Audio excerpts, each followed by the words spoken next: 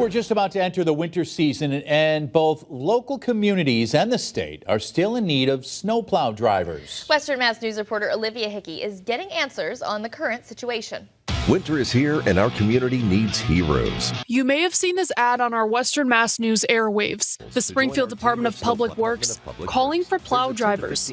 Incentives include a 10 to 15% pay increase from last year and a $750 bonus for plowing 80% of the storms. When we spoke with City DPW Director Chris Signoli last month, he said they had about 20 new drivers signed up and were looking for at least 100 more. Now they're up to 90. If you do it now, if something happens, we are under contract and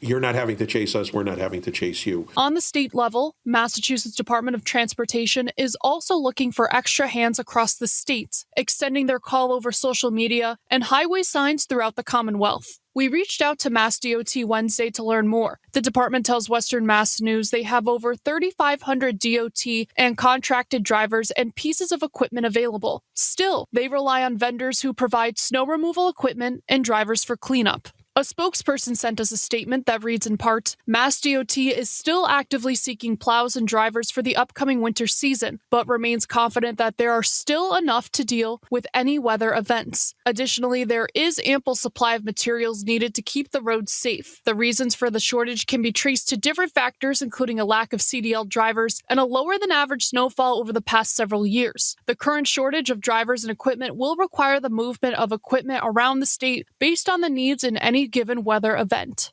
Reporting for Western Mass News, I'm Olivia Hickey.